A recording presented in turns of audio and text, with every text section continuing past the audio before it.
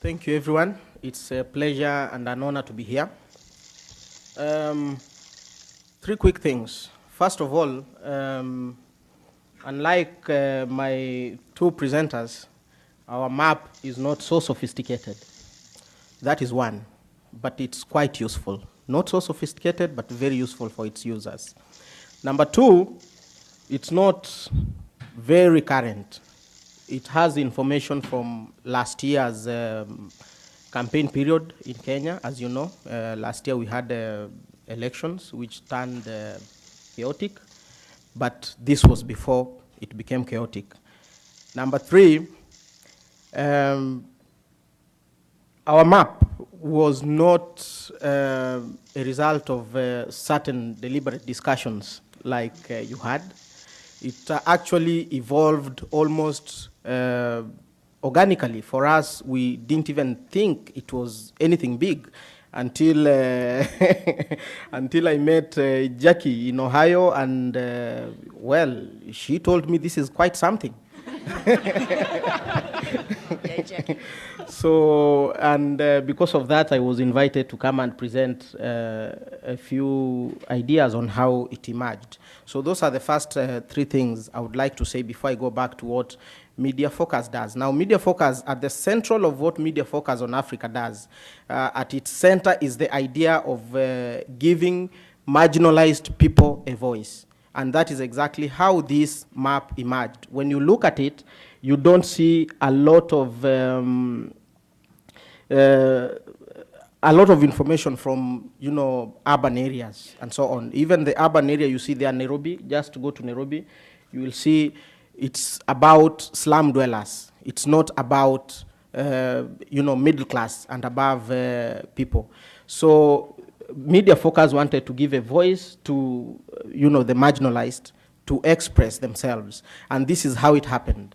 In collaboration with an organization called Arid Lands Information Network, we gave people we called community information volunteers mobile phones with video camera capabilities. And they basically reported, they took videos of their own immediate surroundings, and they also wrote stories and sent them through community information centers belonging to Arid Lands Information Network to Media Focus on Africa for uploading on that website. So for us, the map was just a way of presenting that information in a very simple and quick way. If you wanted to meet somebody from those, a reporter from those arid lands, all you needed to do was to take your cursor to Nyahururu, and there would be our reporter with a brief bio, and below the map, you can see the reports that they were presenting. Now, to give this story a context, I would like to explain what the arid lands is like in Kenya. Now, in the arid lands in Kenya, there is no electricity, which means people have no access to television, which means very few people have access to radios, which still use these batteries. What are they called? These small batteries that you can place in a radio or a torch. And so these people are completely cut off from information. But thank God, the mobile phone was invented. And once the mobile phone was a hit in Kenya, we are about 33 million people. And out of these 33 million people, about 18 million of them have mobile phones. And almost every home in Kenya now has a mobile phone. Now, in the arid lands, people are pastoralists. Now, pastoralists and nomads are people who move from place to place looking for pasture and water for their cattle, for their sheep, for their camels, and so on.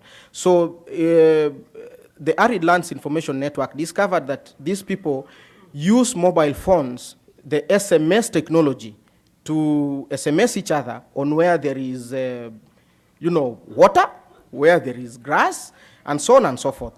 So whereas television and radio never did a lot of good to these people, mobile telephony did a lot of good to these people. And through these community information centers, pastoralists were able to tip our community information volunteers on what was going on around them. So the content, mainly the content you see here, is hyperlocal content. It has very little to do with Nairobi.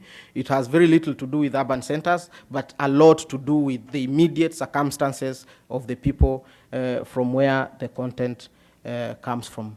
And I think that is all I would wish to state now. Thank you.